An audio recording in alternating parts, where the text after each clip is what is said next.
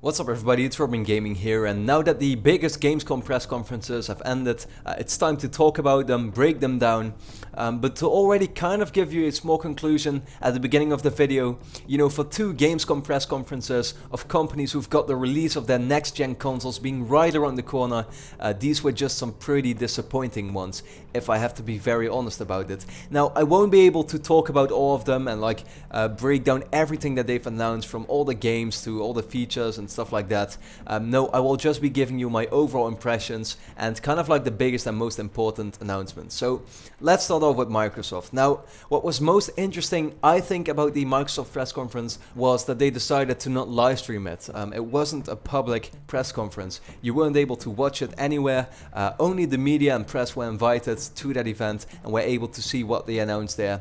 But all in all, it also just makes me think, you know, it's probably a wise decision, because they were probably like, you know, it's best not to actually share anything in public, so we can't say anything bad about the Xbox One either, you know, because they made a few pretty bad mistakes in the past, of course, with the Xbox One press conferences. At the same time, they just didn't announce too much, just like Sony actually, but I will be talking about that later on in the video. So what they actually talked about is mainly just new features and new trailers for already existing games, mainly the ones coming out like at the you know, at the launch of the system. We didn't see any new games, any new big game announcements or anything like that. That is a shame, but at the same time, like I said, we did see these new trailers for these existing games, like for example Rise. They had a pretty cool multiplayer trailer for that game, and overall, you know, that was probably the biggest news of it. One extra thing is that European pre-orders for the Xbox One, people that pre-order the system in Europe, they will be getting FIFA 14 for free. At least the ones who already pre-ordered the Xbox One. There isn't like any word yet on how many people actually will be getting FIFA 14 if they happen to pre-order it, you know, in the coming months or something like that. Like, it will just be while the stock lasts, so you can't exactly be guaranteed to be getting FIFA 14 if you pre-order it in, let's say, 2 months. But yeah, still no release date actually either, so it's gonna release in November of this year. We don't know anything else. And yeah, regarding this FIFA 14 deal, I mean, it's a good way to like give the Xbox One some more value, you know, because it of course does have the $100 price difference. So and at the same time, like the delay for many countries in Europe, you know, many people will be getting the Xbox One here in Europe sometime in 2014 at least, so they don't want those people to like cancel their pre-order and go for a different system or anything like that. No, they want them to hold on to it, and like the thought of getting an extra like free game with your Xbox One will probably encourage many people to just keep their pre-order, so that's definitely a good thing. Now on to Sony. Sony of course has 3 systems that they need to promote and that they need to announce stuff for. So let's start off with the PlayStation 3, of course. Now, pretty much all they announced for the PS3 is that there will be a 12 gigabytes version for only $199, 199 euros, which is of course a great price. There's nothing, you know, you can't possibly deny that. So that's a great thing. But what they were mainly going to talk about with this press conference, and they already said that before, is the PS Vita and the PlayStation 4. Now let's start off with the PS Vita. The first thing, the price drop that was rumored actually happened. The PS Vita won't be like the Wi-Fi model, the standard model won't be 250 euros and dollars anymore. No, it dropped to 199, so pretty much 200. I don't really know if that's enough to get people to buy the Vita. It's a pretty small price drop. I think the 3DS went from 250 to 170, if I remember correctly. So maybe Sony should have kind of like done that as well. But at the same time, 200 is of course a great price. They also had some announcements for example, ports that from games that are already on the PlayStation 3 that will now be making it to the PS Vita. Like for example, Borderlands 2, that's a great game of course. But the thing about the PS Vita which disappointed me is that they didn't really have any real big game announcements. We have Killzone Mercenary coming out for the PS Vita and Tearaway. You know, 2 great games that we already knew of for a few months now. But overall, we didn't see anything really new, and that's just, it kind of bothers me. It kind of makes me makes me afraid that the PS Vita won't really be supported anymore too much. That they're just like, let's just drop this system, because the Vita is supposed to be a device that will give you console-like experiences on a handheld, but at the same time Sony isn't even announcing many new big games for the Vita anymore. Even now, like it's only 2 years old now, so it just makes me afraid that the PS Vita won't be supported too much anymore. But let me know what you think about that. I'm just, as I said, a bit afraid of it, but maybe we'll see a lot of new announcements soon, especially if the Vita happens to do really well in the coming time because of that price drop. Now let's talk about what many people will be most interested about at the Sony press conference, the PlayStation 4. First of all, the biggest announcement for the PlayStation 4 was no doubt the release date. It will be coming out November 15th in the US and November 29th in European markets. I believe they said 32 countries around the world, where Microsoft only has 13. So that's a great thing, of course. But again, and this was kind of my main problem with both the press conferences, no big game announcements, and it just disappointed me. We saw a lot of indie games, a lot of small games, and that's great.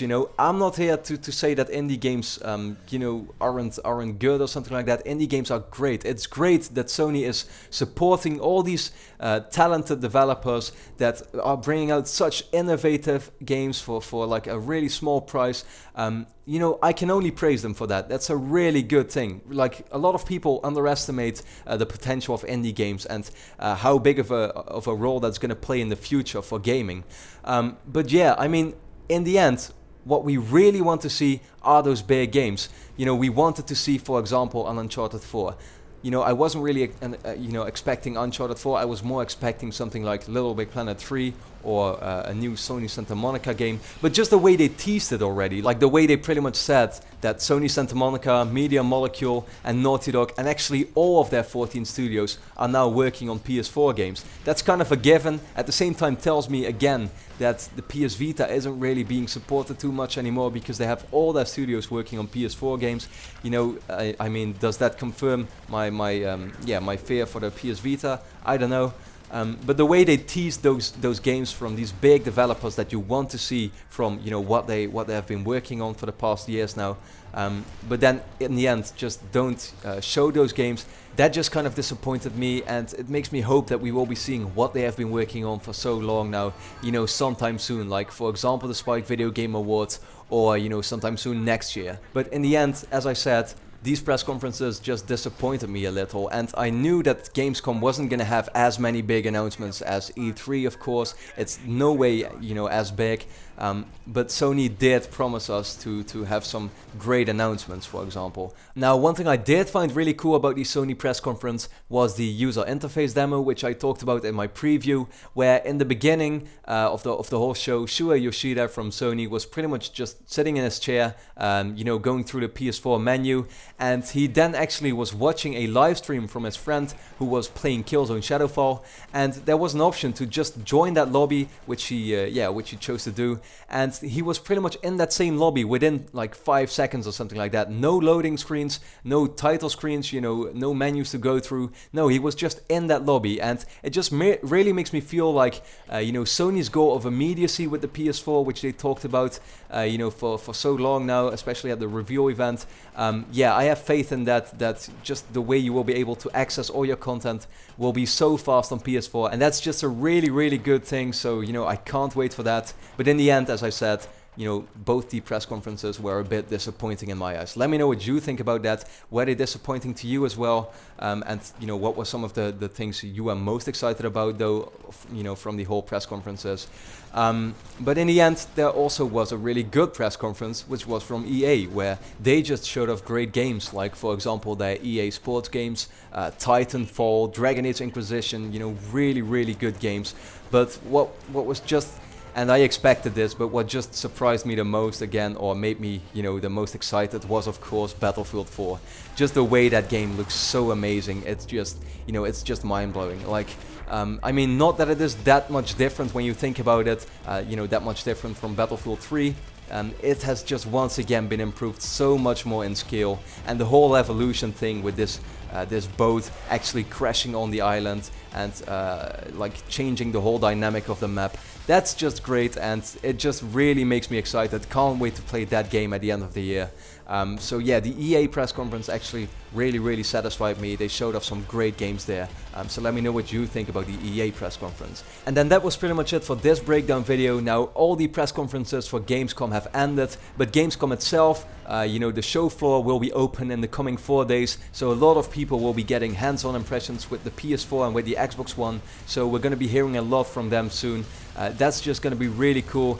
And even though these press conferences were a bit disappointed in my eyes, I still can't wait for the coming few months, where I'm sure both companies will still be releasing a lot of details about the system. And then in the end, in only 3 more months, you know, both these systems will be coming out, and that's just going to be a really exciting time, and I can't wait for that. So then I thank you a lot for watching, and I hope to see you again next time.